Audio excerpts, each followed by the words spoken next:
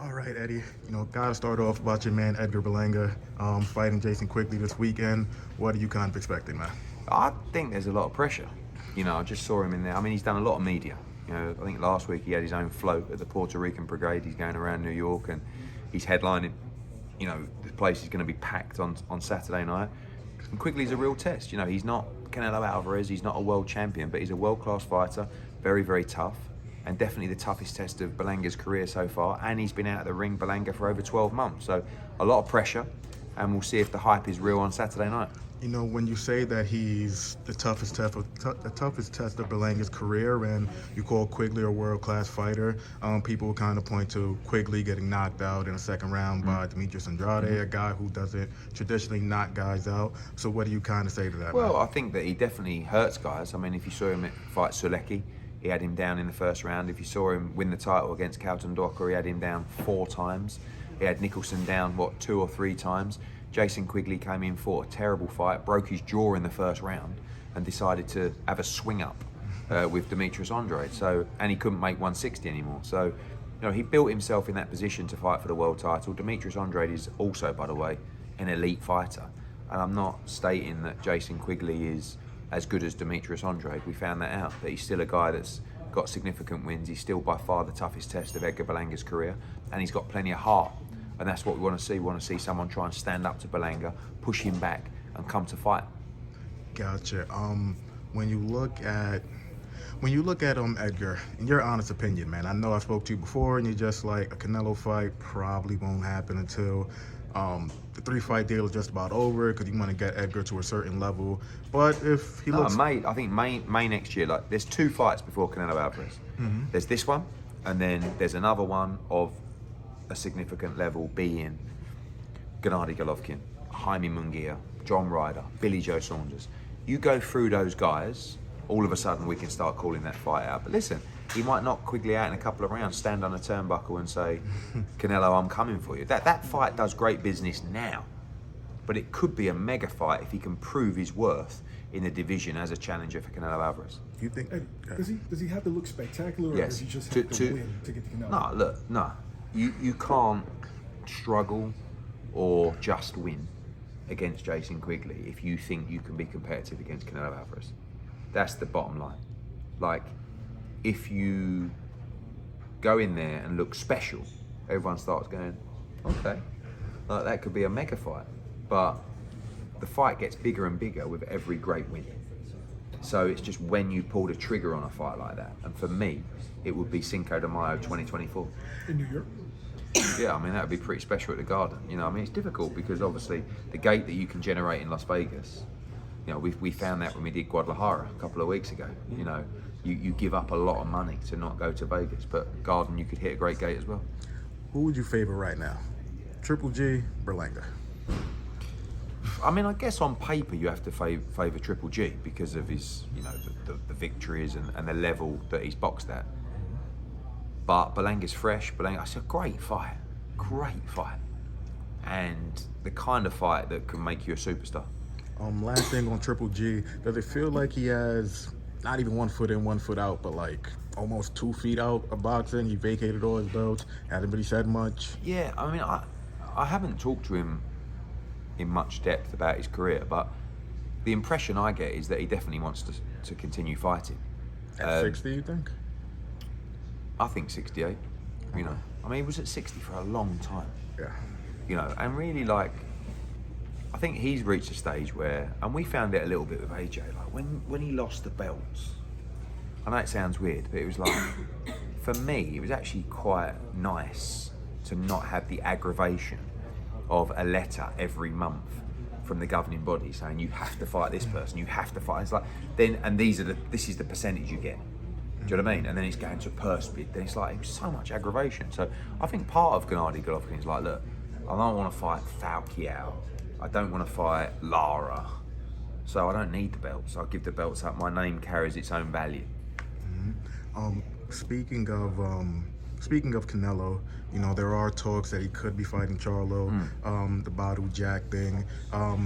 I know he's a good friend, so sometimes it might be a little hard to maybe criticize somebody or something like that. But do you think Canelo is somewhat taking the easy route, only when you look at it from the standpoint of Charlo hadn't fought in over 2 years. The Badou Jack fight, Badou Jack came out and said that Canelo wanted to fight him at cruiserweight, but at 180 pounds and have a rehydration clause. So how do you kind of look at that? Well, firstly, let's look at the two. Let's look at the Badou Jack fight. You can't criticise Canelo, who's a 168 pounder, for wanting to cap out weight at 180, when he fights at 175, he can hardly get there. Do you know what I mean? Like, he can't really weigh more than 180, having done a full camp. So he's going to go in the ring at 180 or 185. And otherwise, if you don't cap that, Badou Jack's going to go in the ring at 210. You're giving away 25, 30 pounds in the ring. Like, I don't feel like he should just, like, a lot of people said he made a mistake going to 75 to fight Bivol. If he keeps making mistakes like going up to cruiserweight, it could affect his legacy. He doesn't want to lose to a fighter like Badou Jack. With all due respect to Badou Jack, he's not of the same level as Canelo Alvarez. But he makes it at the same level when you start making 190 or 195. Like, it's ridiculous. So I don't feel like he should be criticised for that. Secondly, Jermall Charlo. I mean, a lot of people will call him. Well, actually, let me pause you on that, because I remember, to kind of push back on that statement, that I think it was last year or maybe the year before, when I think Canelo told you that, get me that Usyk fight at 201. So now that's it's for the world heavyweight title. So enough. 201 would be the smallest weight. So, but at the end of the day as well, like, you have to negotiate your position. You have to represent and defend your fighter. So you have to do what you feel is best for your fighter. If you ask Canelo, I don't think he'd give a shit what the rehydration clause was. But Eddie Reynoso's doing his job, and it becomes a point where, like, he's a super middleweight fighting for the cruiserweight world title. Like, it's not really normal. When you flip to Charlo, a lot of people call him for that fight for a long time. I don't feel it would be competitive at the moment because of Charlo's layoff. I saw him on an Instagram live the other day. He don't look like he's ready to fight in September. Do you know what I mean? But he's still a quality fighter. He's still a brilliant fighter. But I don't know what more you got to do to, like, it's not like he's just going out and like, if he fought Berlanga pre-Quigley, which he could do, by the way, and make $25-30 million. Okay, but he's not. He's fighting, real guys who are proven, and we believe Berlanga's going to prove himself. But you have to do that over time. So which fight makes the most sense right now for Canelo? Probably Edgar Berlanga. No, but I think there's so many options. Like, I think the Badou Jack fight is compelling. I think the Charlo fight is reasonably compelling. Of course, the Bivol fight is the one he wanted, but we couldn't get a deal done there. I quite like Jaime Munguia. I think that's a good fight.